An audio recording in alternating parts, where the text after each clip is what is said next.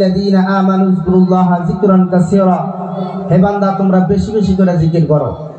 জিকির করলে আল্লাহ আমাদের নিকটবর্তী আসে বলেন সুবহানাল্লাহ। তে আমরা ছোট্ট একটা জিকির করি লা ইলাহা জোরে লা ইলাহা জোরে লা ইলাহা কত দূরে মদিনা কেমনে যাব জানি না। বলেন কত দূরে মদিনা কেমনে যাব জানি না। ও গো আল্লাহ দাও গো শক্তি, ও গো আল্লাহ দাও গো পয়সা, যাব সোনার মদিনা। লা ইলাহা জোরে পড়েন ভালো লাগবো। লা ইলাহা কাউকে বানাইলো সবিহুল্লাহ, কাউকে বানাইলো কালিমুল্লাহ, কাউকে বানাইলা খলিলুল্লাহ, কাউকে বানাইলা খলিলুল্লাহ, কাউকে বানাইলা হাবিবুল্লাহ। লা ইলাহা জোরে লা ইলাহা কাউকে বানাইলো জনমের ল্যাংড়া, কাউকে বানাইলো জনমের কানা, কাউকে বানাইলা জনমের বাবা, কাউকে বানাইলা জনমের বাবা। এই তো তোমার খেলা। লা ইলাহা জোরে লা ইলাহা লা ইলাহা ইল্লাল্লাহু মুহাম্মাদুর রাসূলুল্লাহ। সবাই পড়ি সাল্লাল্লাহু আলাইহি ওয়াসাল্লাম। ভাইরা আমার ভূমিকা লম্বা করব না, রাত্রি গভীর হয়ে গেছে। আল্লাহ বলেন পৃথিবীর জমিনে বান্দা একটা কথা তোমরা মনে রেখো, পৃথিবীর জমিনে যদি কেউ বন্ধু বান্ধবকে একবার করে ডাক দেয় বন্ধু শোন, দ্বিতীয়বার ডাক দেওয়ার সঙ্গে ওই বন্ধু বলে এত ডাক পারস কেন, কারণ কি বুঝলাম না, সর এখান থেকে বলে না নাই ভাই। এবং প্রিয় তো বাবাও বলে মাও বলে ডাকবারে একবার সেইরা দুইবার ডাক দিলে তারা খারাপ পাওয়া যায়। আমার মহান আল্লাহ বলে পৃথিবীর মানুষে আমি আল্লাহ এমন একটি রব, এমন একটি শ্রেষ্ঠবান, আমি এমন একটি আল্লাহ রে, বান্দা আমাকে যতই ডাকবে আমি আল্লাহ তত তোর নিকটবর্তী যাব। বলেন সুবহানাল্লাহ। আজকে আমরা ধৈর্য সহকারে আল্লাহকে ডাকবো না নাই, স্লোগান দিব না নাই। আল্লাহ বলে বান্দারে তোরা যদি পৃথিবীর জমিনে যদি আমার রবের নামটা যদি একবার করে আওয়াজ দিয়ে বলো, আমি আল্লাহ পাক পৃথিবীর জমিনে কথা দিয়ে গেলাম, আমি আল্লাহ পাক হাসরের ময়দানে জান্নাতের ভিতরে তোর জন্য একটা গাছ লাগাইয়া দেই। বলেন সুবহানাল্লাহ। গাছটা কত বড় হবো জানেন? কত বড় হবো? এই পাশ থেকে যাবেন ওই পাশ থেকে যাওয়া পর্যন্ত শুধুমাত্র বেলাটা ডুবে যাবে, এত লম্বা হবে। ভাইরা আমার ভূমিকা লম্বা করবো না। এই দুনিয়ার ভিতরে একটা কথা বলতে চেয়েছিলাম, দুনিয়ার ভিতরে যদি একজন মানুষ জানে আর একটা যদি জানে, এদের ভিতরে কিছুগুলা হিংসা হিংসি হয় না নাই? হয় না নাই ভাই? সেই রকম স্বামী স্ত্রী আছে, স্বামী স্ত্রী যদি ঘরে বাইরে যদি চাকরি করে, স্বামীও যদি চাকরি করে, বিবিও যদি চাকরি করে, দেখতে পারবেন নগরের ভিতরে দ্বন্দ্ব আছে, আছে না? আছে, কিন্তু আপনারা জানেন না, নাই আমরা জানি। হুজুর স্বামীও চাকরি করে, বউ চাকরি করে, হুজুর বইয়ের হাতে পাইতেছি না, কিন্তু তাবিজ কবচ আছে কি? কিছু বলে, কেন বলে জানেন? একটি ঘটনা শুনবো দুনিয়ার ভিতরে, নাম কি একটা আমি উদাহরণ দিয়ে শুনবো, ধৈর্য সহকারে শুনবেন। কিছুগুলা কথা বললে উদাহরণ দেওয়া লাগে, আছে না নাই ভাই? এই ঘরে বাইরে দুইজন মানুষ, রাজু মাস্টার, কি নাম? নাম হইল রাজু মাস্টার। মাস্টার বউটা হইল হেডমাস্টারনি, ওর বেতন হইল 50,000, রাজু মাস্টারের হইল 30,000। এই দুইজনে একদিন ঘরের ভিতরে দ্বন্দ্ব সৃষ্টি হয়ে গেল। কি সৃষ্টি হইল জানেন? স্ত্রী বলছে, স্বামী আজকে একটু মুসুরি টানাও। কি করছে? একটু মুসুরি টানাও। স্বামী বললো, কিরে? আমি বললাম, স্বামী তুই আমার কাছে মুসুরি টানাবার কর। বইয়েরও রাগ উঠছে, কিরে তোমার বেতন হলো 40,000 30,000 টাকা, আর আমি বললাম একটা স্কুলের হেড মাস্টার নি, আমার বেতন হইলো 50,000 টাকা। কত? 50,000 টাকা।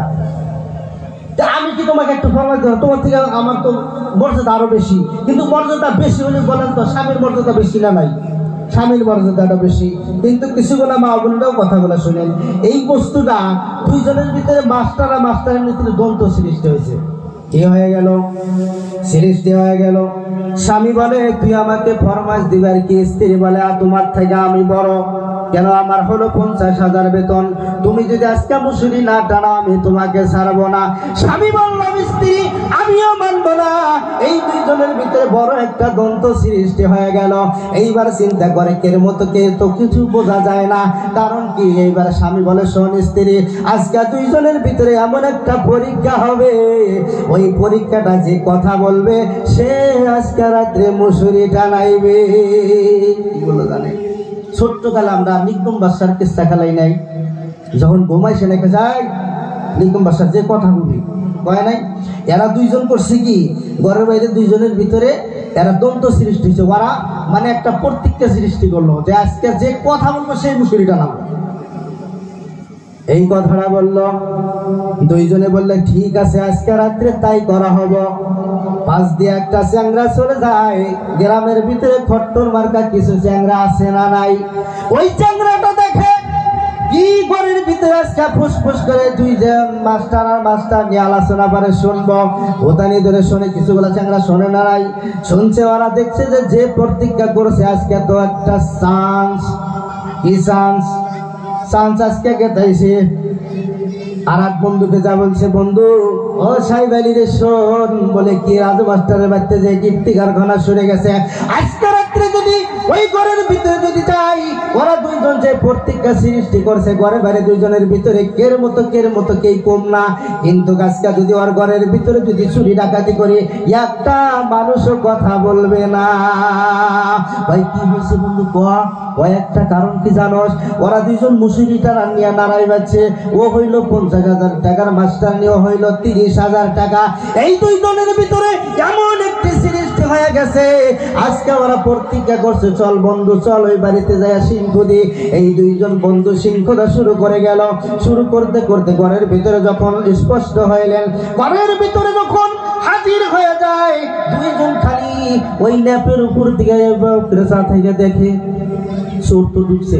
মাইকোসের ভিতরে যায়, চাবিখন নিছে, চাবিখন নিয়ে মাইকোস খুলছে, টাকা পয়সা যা আছে ব্যাগের ভিতরে নেয় আর ভরায়। দুইজন চিন্তা করে, ওই যে জিজ্ঞাসে যে কথা কব হেতি হাত মুসুরি টান রাখবো, ও চিন্তা করছে আমি পাই 50,000, আর ও হইল ও চিন্তা করতেছে আমি তো ওর স্বামী। কথা কব না, চোর আজকে চুরি করে নাই, কি করে কুরুপিতে দেওয়ার দরকার নাই। এইবার সৃষ্টি হয়ে গেল, চোর দুইজন চুরি করতে করতে ব্যাগ বোঝাই হয়ে গেছে। ভাই লাশ মুহূর্ত কলে ওই মাস্টারনির দিকে চাইছে, বাইজের দিকে চাই দেখে গলার ভিতরে 50,000 টাকার হার আছে। কত টাকা? 50,000। কথা কইন কত টাকা? আমিও কিন্তু ভরা নইছি, মানে জলদি বয়ান করতেছি আমি, মানে এইরকম স্পিডার করি নাই। এরা দুইজন চিন্তা করছে যে ওই মালাটা যদি নেহারি কন মেসাল মানুষের মালা কোন দিন নেওয়া যায় কন? হাই রে ভাই, কোনো ভাই কি বইয়ের কাছে টাকা খরচ করছে? আমি করছিলাম 500 টাকা, ভাই 3 বার দিছি, তাও আর একদিনকে চাইছে কয় আরো টাকা। তো 3 বার বুঝাইলাম, কয় না ওটা তো পাই আমি। আরে ভাই চিন্তা করেন, বইয়ের জোলাই টাকা কেউ করজ নেন না, বেজাল আছে। 4 বার করে হুস করবেন, তাও দেখবেন গোজান পাই। হুস জীবনেও শোধ করা যায় না। এই যে চিন্তা করছে, আহম দেখতেছে হেডমাস্টার নিয়ে, আহম যদি মালাটা চুরি করি ধরি কাজ হয়ে যাব। এই দুজন করছে কি, চোর দুজন যাহেরা মালাটা ধরছে, এই দুইজন তো চিন্তা করে কথা বললে তো ভেজাল হয়ে যাবে।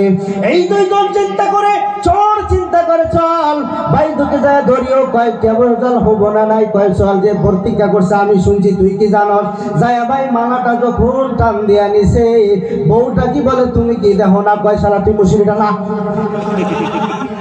কয় মুশরিটা না, কয় চোর মালা নাই না মুশরিটা না। বর্তমান জামানার ভিতরে নিজের ঘরের কথা, স্ত্রীর কথা যদি বাইরের মানুষের শোনে ভাই, মনে করবেন দেখবে লাহে লাহে শৃঙ্খলার ব্যবস্থা করবে। আছে না নাই কিছু কোনা মানুষ হয় বই আবা করে নিজের ঘরের কথা জীবনে কোনোদিন মানুষকে বলবেন না। বাইরে আমার সামান্য এই চেষ্টা করার কারণে ওই যে দেখেন ঘরের ভিতরে চোর লুটপাট করে নেয়। আপনারা অন্য কিছু বুঝবেন না, শুধুমাত্র এটা মাইন্ডের ভিতরে নেওয়া লাগবে রে। এই দুনিয়ার ভিতরে যদি ঘরের কথা বাইরেকে বলে দেন, নিজের স্ত্রীর কথা যদি বাইরকে বলে দেন, নিজের দুর্বলের কথা যদি বন্ধুকে বলে দেন, চিন্তা করবেন ফাঁকি টাইমে আপনার বোনের সাথে তাহাজ্জুদের মুলাকাতের ব্যবস্থা করবে। কথা বলেন ঠিক কিনা? আছে না নাই ভাই? বইয়ের তো একটা উজানি আছেই। আমার মা বোনেরা এখানে আছে না নাই? ভালো করে শোনেন। পৃথিবীর জমিনে বলতে চেয়েছিলাম অনেক গোনা কথা। এই পৃথিবীর জমিনে বিশ্ব নবী যখন জান্নাত জাহান্নাম সওয়ার করতে গেলেন, ওই জাহান্নামের ভিতরে 1 নাম্বার প্রশ্ন হইল, ওই জাহান্নামের ভিতরে যায় দেখে, ওই জাহান্নামের ভিতরে যায় দেখে অধিকাংশ নারীর সংখ্যাটাই বেশি। কারণ কি জানেন কেন? নারীর সংখ্যাটা বেশি, এই জন্য বেশি অংশ মহিলা স্বামীর খেদমত করে না। আছে না নাই? স্বামীর নাফরমানি করে না নাই? আর একটা কথা হলো বেপরদায় থাকে। এই কথাটাও বলতে চাইছিলাম, বেপরদায় থাকলে কি হয়, স্বামীর খেদমত না করলে কি হয়, সন্তানের খেদমত না করলে কি হয়। ও ভাইরা আমার মনে রাখেন, কিছু গুণা স্ত্রী তো এই ধরনের আছে না নাই? এই রাত্রে নবীর এসে মা আয়েশার এই কথা ছিল, হযরত আয়েশা মা খাদিজা বিশ্ব নবী যখন কালেমার দাওয়াত দিতে গেছেন, হঠাৎ করে বাড়ির নিকটে আসছে, দরজাটা খটখটানোর সঙ্গে সঙ্গে খাদিজাতুল কুবরা রাদিয়াল্লাহু তাআলা আনহা সঙ্গে সঙ্গে দরজাটা গুছাইয়া দিত। আল্লাহর নবী জিজ্ঞাসা করলেন, খাদিজা রে তুমি কি ঘুমাও নাই?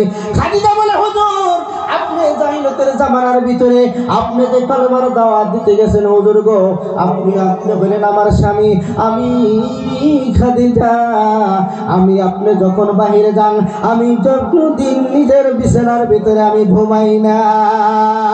ও হুজুর আপনি কফিরের ময়দানে ঠিক আসবেন না জানি হুজুর কোন কারণ নিয়ে আমার এইখানে হাসে। হুজুর গো আমি আপনার জন্য আমি খাদিজা দরজার সাথে হেলা দিয়া ঘুমাচ্ছিলাম। বলেন সুবহানাল্লাহ।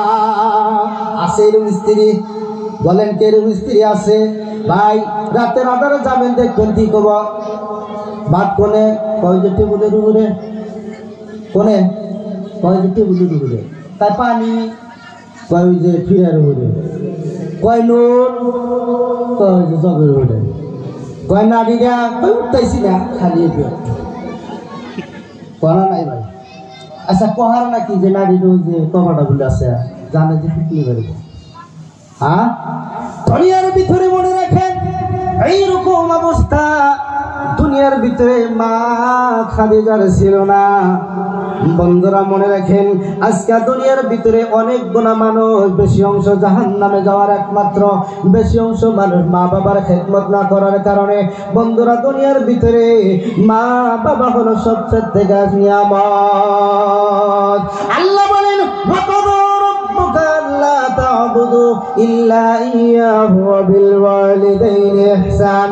আমার আল্লাহ বলে পৃথিবীর মানুষ আমার দাসত্ব করো, আমার গোলামি করো, আমার উপাসনা করো।